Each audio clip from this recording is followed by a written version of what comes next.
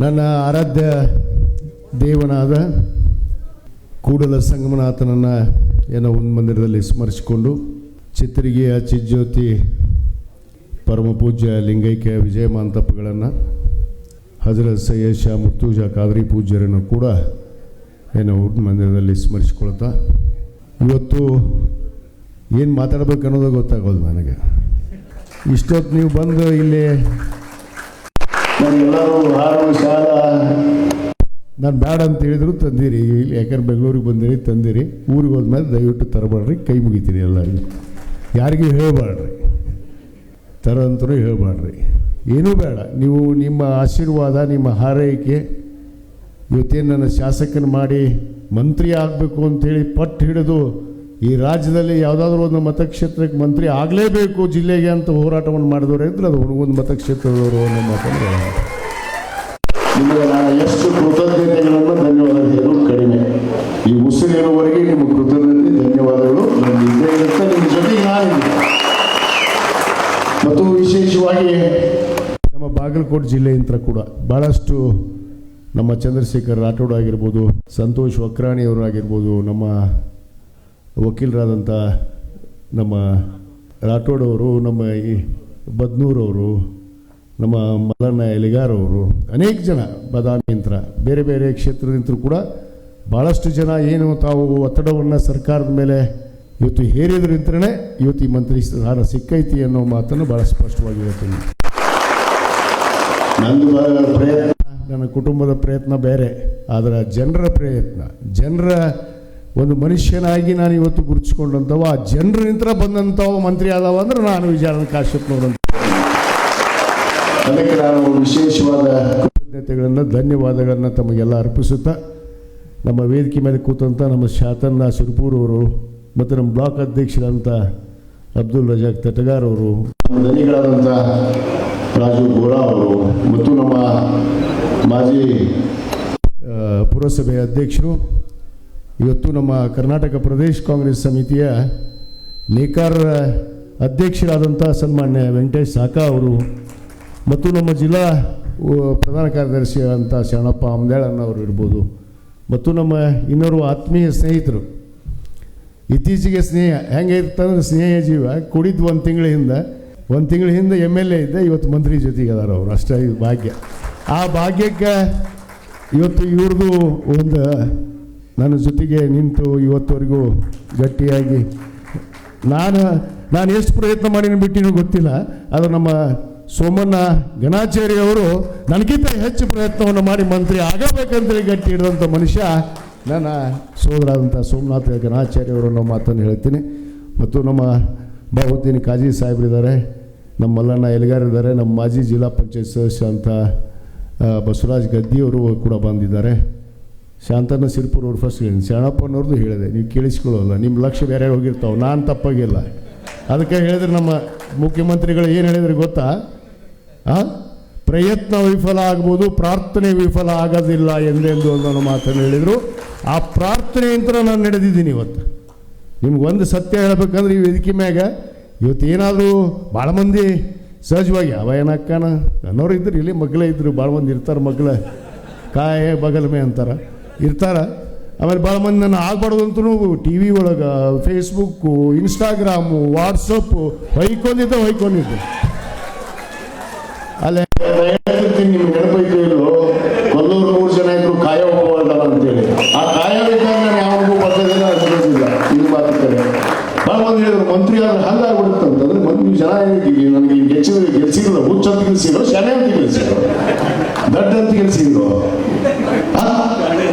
ಅದಕ್ಕೆ ಅವ್ರಿಗೆ ನಾನೇನು ಮಾತಾಡಕ್ಕೆ ಹೋಗಲ್ಲ. ಇವತ್ತಿದ್ರು ನಾನು ಯಾರಿಗೆ ಟಿಪ್ಪಣೆ ನಾನು ಇನ್ನೊಂದು ಇವತ್ತು ತ್ಯಾಗ ಮಾಡ್ತೀನಿ, ಅದಕ್ಕೋಸ್ಕರ ಸಿಟ್ಟು ತ್ಯಾಗ ಮಾಡಿಬಿಡ್ತೀನಿ.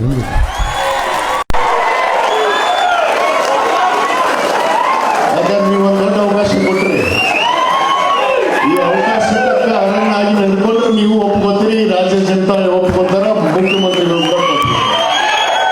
ಯಾಕಂದ್ರೆ ಒಬ್ಬ ನಮ್ಮ ಸರ್ಕಾರದ ಒಬ್ಬ ಪ್ರತಿನಿಧಿ, ಒಬ್ಬ ಕ್ಯಾಬಿನೆಟ್ ದರ್ಜೆ ಸಚಿವನಾಗಿ ನಾನು ಆ ಅರಿವು ಇಟ್ಕೊಂಡು ನಾನು ನಡಿಬೇಕಾಗತ್ತೆ. ಅದಕ್ಕೆ ನಾನು ಈ ವಿಶೇಷವಾಗಿ ತಾವೆಲ್ಲ ನನ್ನ ಸ್ನೇಹಿತರು ACO ಶಾಲೆಯಿಂದ ನನ್ನ ಸ್ನೇಹಿತರೆಲ್ಲರೂ ಬಂದಾರ. ನಮ್ಮ ನರಸಿಂಹ ಸಾಕ, ರಾಜು ಕಾಟವಾ, ಟಿಪ್ಪು ಟಿಪ್ಪು ಭಂಡಾರಿ, ರಾಘು ಮತ್ತು ಚಂದ್ರಕಾಂತ್ ಸುಳಿಕಲ್ಲು, ನಮ್ಮ ಸೋಮನಾಥ್ ಕೋರ, ಗಿರೀಶ್ ಶಾವಿ, ಭಾಳ ಜನ ಬಂದಾರ. ನಮ್ಮ ಡಾಕ್ಟರ್ ಬಾರಿಗಿಡದವರು ಬಂದಾರ, ನಮ್ಮ ರಾಜು ಕಾಟೋ ಅವರು ಅದಾರ. ಎಲ್ಲರೂ ಕೂಡ ಎಲ್ಲರದ್ದು ಒಂದು ಅಭಿಲಾಷೆ, ನಿಮ್ಮ ಹಾರೈಕೆ ಇರ್ತೈತಲ್ಲ, ಮನುಷ್ಯನ ಮನದಾಳದಿಂದ ಯಾವುದೇ ಪ್ರಾರ್ಥನೆ ಮಾಡಿದ್ರೆ ಹೇಳಿದ್ನಲ್ಲ, ಈಗ ಪ್ರಾರ್ಥನೆ ವಿಫಲ ಆಗೋದಿಲ್ಲ ಅಂತೇಳಿ. ಪ್ರಯತ್ನ ವಿಫಲ ಆಗ್ತಾವೆ. ನಾವು 100 ಜನಕ್ಕೆ 100 ಕಡೆ ಅಡ್ಡಾಡಿರ್ಬೇಕು, 1000 ಸರಿ ಡೆಲ್ಲಿಗೆ ಹೋಗಿ ಬಂದಿರ್ಬೇಕು. ಚಂದ್ರಶೇಖರ್ ರಾಠೋಡ್ರಿಗೆ ಗೊತ್ತೈತಿ, ಡೆಲ್ಲಿಗೆ ಅದ್ರೇನ್ರಿ ಸರ್ ಅಂತ. ಅವ್ರು ಇಲ್ಲೇ ಕೂತ್ಬಿಟ್ಟಿದ್ರು ಪಾಪ ಬೆಂಗಳೂರಾಗ. ನೀವು ಆಗೋ ಮಟ್ಟ ಊರಿಗೆ ಹೋಗಲ್ಲ ಅಂದ್ರೆ ಅವರು. ಹೀಗೆಲ್ಲ ಅವ್ರ ಪ್ರಾರ್ಥನೆ ಅಂತಾರೆ ಇದಕ್ಕೆ. ಅದಕ್ಕೆ ಆ ಪ್ರಾರ್ಥನೆ ಯಾವನ ಹತ್ರ ಆತ್ಮಸಾಕ್ಷಿಯಾಗಿ ವಿಶ್ವಾಸ ಐತಿ, ಅದು ಖಂಡಿತವಾಗಿ ಯಶಸ್ವಿ ಆಗುತ್ತೆ ಅನ್ನೋದಕ್ಕೆ ಇವತ್ತು ತಾವೇ ಒಂದು ಕಾರಣೀಭೂತರು ಅನ್ನೋ ಮಾತನ್ನು ಇವತ್ತು ಹೇಳ್ತಾ, ತಾವೆಲ್ಲರೂ ಬಂದು ಇವತ್ತು ಏನು ಒಂದು ಸಚಿವ ಸಂಪುಟದ ಒಂದು ಪ್ರಮಾಣ ವಚನದಲ್ಲಿ ಭಾಗವಹಿಸಿ, ಎಷ್ಟೋ ಜನ ಪಾಪ ಭಾಗವಹಿಸಿರಿ, ಒಂದಿಷ್ಟು ಜನ ಹೊರಗೆ ನಿಂತಿರಿ. ಯಾಕಂದ್ರೆ ದಿಢೀರಂತ ಆಯಿತು, ಇಲ್ಲೇ ಸ್ಕ್ರೀನ್ ಹಾಕ್ರಿ, ನಮ್ಮ ಎಲ್ಲರೂ ಇಲ್ಲೇ ಕುಂತು ನೋಡಲಿ ಅಂತಂದೆ. ಬಹುತೇಕ ತಾವೆಲ್ಲ ನೋಡಿ ಆಶೀರ್ವಾದ ಮಾಡಿದಿರಿ. ತಮ್ಮ ಆಶೀರ್ವಾದ ಸದಾ ಇರಲಿ. ನಾನು ಈಗಾಗಲೇ ತಮಗೆ ಮಾತು ಕೊಟ್ಟಂತೆ ಇವತ್ತು ಭಾಳಷ್ಟು ಜವಾಬ್ದಾರಿ ಇರ್ತೈತಿ. ಯಾಕಂದರೆ ಇಡೀ ರಾಜ್ಯ ತುಂಬ ನನಗೆ ಈಗಾಗಲೇ ಪ್ರಥಮ ಸಚಿವವಾಗಿ ಒಳಗೆ ಹೋದೆ. ಕ್ಯಾಬಿನೆಟ್ದ ಒಂದು ಸಚಿವ ಸಂಪುಟದ ಒಂದು ಸಭೆಯನ್ನು ಕೂಡ ಮಾನ್ಯ ನಮ್ಮ ಮುಖ್ಯಮಂತ್ರಿಗಳಂತ DK ಶಿವಕುಮಾರ್ ಅವರು ಕರೆದಿದ್ದರು. ಈಗಾಗಲೇ ರಾಜ್ಯದ ಏನು ಅನೇಕ ಸಮಸ್ಯೆ ಇದಾವೆ, ದುರಂತ ಸಮಸ್ಯೆ, ಬರಗಾಲ ಇರ್ಬೋದು, ಕುಡಿ ನೀರಿನ ಸಮಸ್ಯೆ ಇರ್ಬೋದು, ಮೇಕೆದಾಟು ವಿಷಯ ಇರ್ಬೋದು, ಇಂಥ ಎಲ್ಲ ಸಮಸ್ಯೆಗಳನ್ನು ಕುರಿತು ಚರ್ಚೆ ಮಾಡಿದ್ದೇವೆ. ಖಂಡಿತವಾಗಿ ಬರಗಾಲ ಎದುರಿಸ್ತಿರುವಂಥ ನಮ್ಮ ಉತ್ತರ ಕರ್ನಾಟಕ, ವಿಶೇಷವಾಗಿ ಆ ಉತ್ತರ ಕರ್ನಾಟಕಕ್ಕೆ ಹೆಚ್ಚಿನ ಒತ್ತನ್ನು ಕೊಟ್ಟು ಈಗಾಗಲೇ ನಮಗೆ ಸೂಚನೆ ಕೂಡ ಕೊಟ್ಟಿದ್ದಾರೆ. ನಾಳೆನೇ ನೀವು ಕಾಲಿಗೆ ಚಕ್ರವನ್ನು ಕಟ್ಟಿಕೊಂಡು ಜಿಲ್ಲೆಯಾದ್ಯಂತ ಪ್ರವಾಸ ಮಾಡಬೇಕು ಅಂತ ಹೇಳಿದ್ರೆ, ನಾನು ನಾಳೆನಿಂದಲೇ ಆಗಿ ನನಗೇನು ಜವಾಬ್ದಾರಿಯನ್ನು ಕೊಟ್ಟಿದ್ದಾರೆ ಆ ಜವಾಬ್ದಾರಿಯನ್ನು ಸಮರ್ಪಕವಾಗಿ ನಿಭಾಯಿಸುವಂಥ ಕೆಲಸ ಮಾಡ್ತೀನಿ. ನಿಮ್ಮ ಆಶೀರ್ವಾದ ಸಹಕಾರ ಸದಾ ಇರಲಿ ಅಂಥೇಳಿ ಈ ಸಂದರ್ಭದಲ್ಲಿ ತಮ್ಮಲ್ಲಿ ಎಲ್ಲರಲ್ಲಿ ವಿನಂತಿ ಮಾಡಿಕೊಂಡು ಬಂದು ಹಾರೈಸಿ. ಆದರೆ ಒಂದು ವಿನಂತಿ ಮಾಡ್ಕೋತೀನಿ, ದಯವಿಟ್ಟು ನೀವು ಕ್ಷೇತ್ರಕ್ಕೆ ಹೋದ್ಮೇಲೆ ನಾನು ನಾಳೆ ಬರ್ತೀನಿ ಸಂಜೆ ಮುಂದೆ. ದಯವಿಟ್ಟು ಯಾರಿಗೂ ಹಾರ ಶಾಲು ಬರಗಾಲ ಇದೆ, ದಯವಿಟ್ಟು ನಿಮ್ಗೆ ಕೈ ಮುಗಿದು ವಿನಂತಿ ಮಾಡ್ಕೋತೀನಿ, ಯಾರೂ ಶಾಲು ಹಾರ ತರಬೇಡ್ರಿ, ಯಾರೂ ಬೇಡ. ನೀವು ಬಂದು ನನಗೆ ಒಂದು ಆಶೀರ್ವಾದ ಮೂಲಕ ನನಗೆ ಒಂದು ಹಾರೈಕೆಯನ್ನು ಹಾರೈಸಿ ಹೋಗ್ರಿ ಸಾಕು. ನನ್ನ ಮನೆಗೆ ಬರ್ರಿ, ಬಂದು ಒಂದು ನಾಷ್ಟ ಮಾಡಿ ಚಹಾ ಕುಡಿದು ಹೋದ್ರೆ ನನಗೆ ಭಾಳ ಖುಷಿ. ಇವತ್ತು ನಿಜವಾಗಲೂ ನಮ್ಮ ತಂದೆಯವರು 24 ವರ್ಷದಿಂದ ಇವತ್ತು ಸಚಿವರಾದವರು. 24 ವರ್ಷ ಆದಮೇಲೆ ಇವತ್ತು ನಿಮ್ಮ ಆಶೀರ್ವಾದದಿಂದ ನಾನಿವತ್ತು ಮತ್ತೆ ಆ ಕ್ಯಾಬಿನೆಟ್ ದರ್ಜೆದ ಸಚಿವರಾಗಿದ್ದೀನಿ. ಅದಕ್ಕೆ ಇದು ನನ್ನ ಕ್ಷೇತ್ರದ ಜನತೆಗೆ ಸಲ್ಲುತ್ತೆ. ಯಾಕಂದರೆ ಇದ್ರ ನನಗೆ ಕೀರ್ತಿ ಘನತೆ ನಂದೇನಲ್ಲ, ಇದು ಕ್ಯಾಬಿನೆಟ್ ದರ್ಜೆ ಅದು ನಿಮ್ಮದು. ವಿಜಯಾನಂದ ಕಾಶ್ಯಪ್ನವರು ಅಲ್ಲ, ನನ್ನ ಮತಕ್ಷೇತ್ರದ ಎಲ್ಲ ಸಮುದಾಯದ ಎಲ್ಲ ಜಾತಿ ಜನಾಂಗದ ನಾಯಕರು ಇವತ್ತು ಕ್ಯಾಬಿನೆಟ್ ದರ್ಜೆದ ಸಚಿವರು ಅನ್ನೋ ಮಾತನ್ನು ಇವತ್ತು ಭಾಳ ಸಂತೋಷದಿಂದ ಹೇಳಿ ತಮಗೆಲ್ಲರಿಗೂ ಆಗಮಿಸಿದ್ದಕ್ಕೆ ಮತ್ತೊಮ್ಮೆ ಹೃದಯಪೂರ್ವಕವಾದ ಧನ್ಯವಾದಗಳನ್ನು ಹೇಳ್ತೇನೆ. ತಾವೆಲ್ಲರೂ ಹೋಗೋದಿದ್ರೆ ಹುಷಾರಾಗಿ, ರಾತ್ರಿ ಇಲ್ಲೊಂದು ಬೆಳಗ್ಗೆ ತಾವು ಬಿಡ್ಬೋದು, ಹುಷಾರಾಗಿ ಹೋಗಿ ಯಾವ ರೀತಿ ಬಂದು ಇಲ್ಲಿ ಸುರಕ್ಷಿತವಾಗಿ ತಲುಪಿದ್ರಿ, ತಾವು ಸುರಕ್ಷಿತವಾಗಿ ಮನೆಗೆ ಹೋಗಿ ಇವತ್ತು ತಲುಪ್ರಿ ಅಂಥೇಳಿ ಆ ಭಗವಂತನಲ್ಲಿ ಪ್ರಾರ್ಥನೆ ಮಾಡಿ ಮತ್ತೊಮ್ಮೆ ಎಲ್ಲರಿಗೆ ಧನ್ಯವಾದಗಳು ಅರ್ಪಿಸಿ ನನ್ನ ಮಾತು ಮುಗಿಸ್ತೇನೆ. ಜೈ ಹಿಂದ್, ಜೈ ಕರ್ನಾಟಕ. ಬಾಗಲಕೋಟೆ ಜಿಲ್ಲೆಯ ಜನತೆಗೆ ಅತ್ಯಾಧುನಿಕ ವೈದ್ಯಕೀಯ ಸೇವೆ ನೀಡಲು ಸಜ್ಜಾಗಿದೆ ಗಡಗಿ ಮಲ್ಟಿ ಸ್ಪೆಷಾಲಿಟಿ ಆಸ್ಪತ್ರೆ.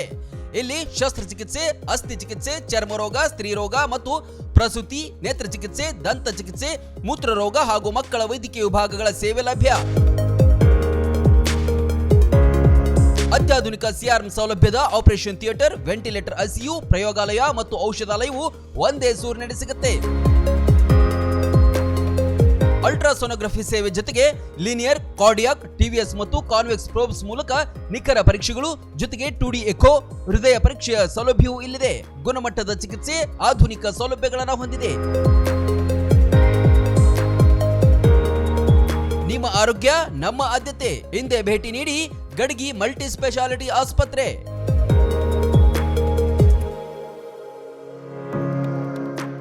ರನ್ ಟಿವಿ ನ್ಯೂಸ್ ವಿಡಿಯೋಸ್ ನೋಡಲು ಸಬ್ಸ್ಕ್ರೈಬ್ ಮಾಡಿ, ಬೆಲ್ ಐಕಾನ್ ಪ್ರೆಸ್ ಮಾಡಿ.